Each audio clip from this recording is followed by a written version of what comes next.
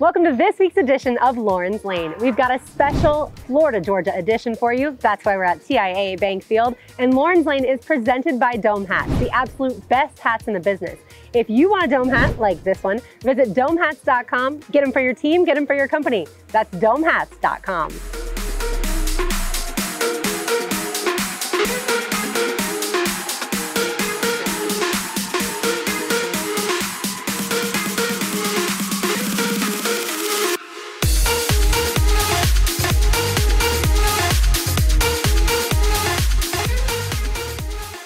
You can't talk about Florida, Georgia and not talk to Frank Frangie, of course, host of the longtime Frangie Show on 1010XL and a Florida, Georgia historian. Florida and Georgia have been playing each other since 1933, all but 2 of the games here in Jacksonville.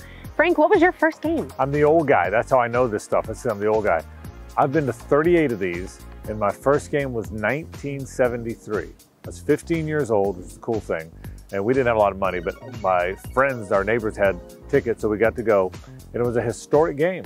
It was Florida won the game 11-10, and Don Gaffney from here in Jacksonville, a Reigns quarterback, was the first black quarterback ever to start a game for Florida, and they won the game. And I remember that. I remember where I was sitting. I remember the whole bit.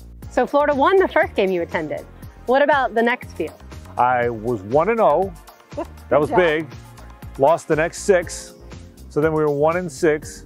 But my overall record here as a Gator is 22-16. I know that because I counted it up right before we came on camera. That's why I know that. So, but there was some You big also moments. have a crazy memory. And by the way, you're only old if you went to the first game in 1933. And I didn't do that.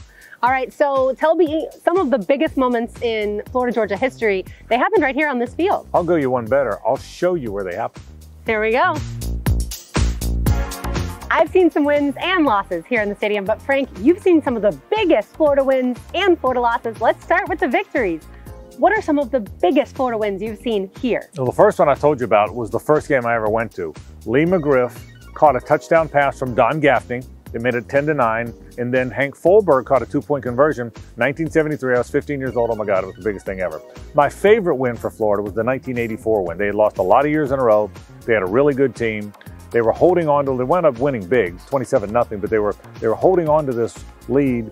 They had the ball on their own 4-yard line, and Kerwin Bell threw this 96-yard touchdown pass to Ricky Nattiel, one of the biggest plays in the series. I remember that one.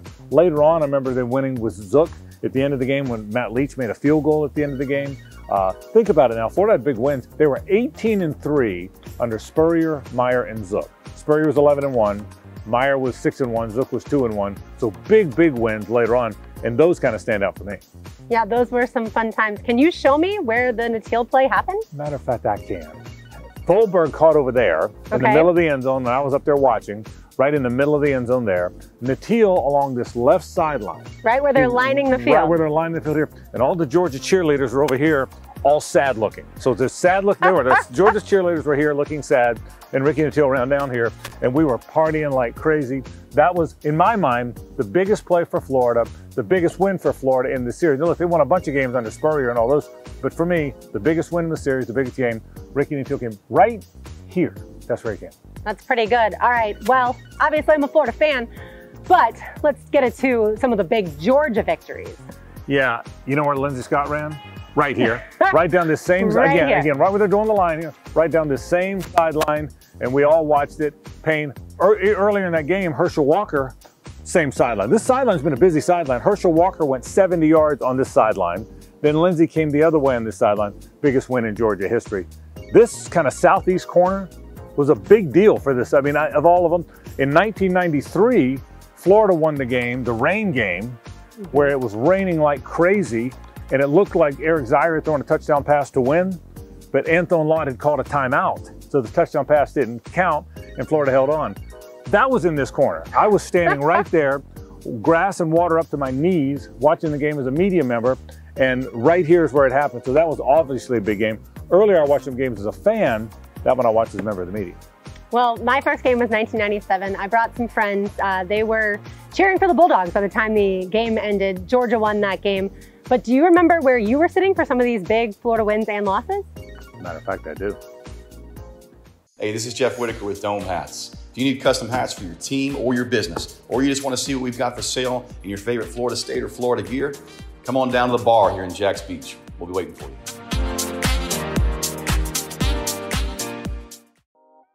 Well, this is the first place I ever sat for a Florida-Georgia game, that first game I told you about in 1973, and I could see the field down there.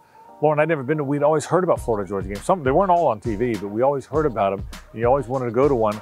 About the first half of the game, I just couldn't believe I was here. I'm like, I can't believe I'm here at the Florida-Georgia game, and I'm watching it, and then Florida winning made it great. So this was the first place I ever sat, southeast corner of the end zone, watching it there, and it was pretty cool. Now, they didn't have these nice seats back then, right? But it was all bleachers then. There were no seats then. Did they have these video boards then? They didn't have those either. But they had a scoreboard, and that was about it at either end. So where else in the stadium have you been? You know, it's funny. When I watch games, the Lindsey Scott Herschel game, the Lindsey Scott game, I was over there, and I guess it's the east stands, probably about 25 rows up. That's where the students were. I was a student at the time. So I was about 25 rows up for that game. For the Kerwin Bell to Ricky Nattiel game, I was in the far end zone, so they were running away from us. We were about 15 rows up. That's where they had us then. That was after I was out of school, coming this way. So I think I was here, there. No, look, most of these games I've covered as a media guy. So I was on the field or in the press box. If you look at the very top, at that 410 up there, you see that little crow's nest? I do. It's supposed to be just for photographers. Well, when Touchdown Radio did the game here in 07, I was calling it with Gino Toretta. Oh. There wasn't room in the regular broadcast booths. Beautiful look with no bathrooms. Just so you know, there was no bathrooms up there, so that's where I was for that game. Where'd you sit? I have also sat in this end zone the time that Jordan Reed fumbled and Florida went on to lose that game. I've sat on both sides. I've even sat amongst Georgia fans, which for me, not ever going to do again. Not a good thing, because I can get a little obnoxious. All right, when it comes to the importance of the game here in Jacksonville, why does it need to stay here? Yeah, you and I are both born and raised here, so this game means a lot to me. The fact that it is in Jacksonville means an awful lot to me. Number one, from an economic impact standpoint, tens of millions of dollars come into our market every year. Heads in bed, that helps the hospital, the hotel people, that helps the restaurant people, it helps the hospitality folks. But it's more than that. It's a big part of our fabric and the self-esteem of the sports fans of this city. Lauren, we don't have a lot of things that some of the other cities have, and we know that. We don't have South Beach. We don't have Disney. We don't have the growth that Tampa has shown and all the pro sports teams. We love our city. It's the best place in the world to live, and we all know that. But the fact that we have Florida, Georgia, and that's one thing we have that nobody else has. And I think it matters to those of us that are from here. It means everything. I hope the game never leaves. I like the fact that they just signed an extended contract that will guarantee it to be here at least through 23. And then the teams have a 2-year option after that. It's so important that the game's here, and it means the world to all of us that are from here. And if you've never tailgated down at the marina, that is a gorgeous place, and certainly getting to see the boats go by.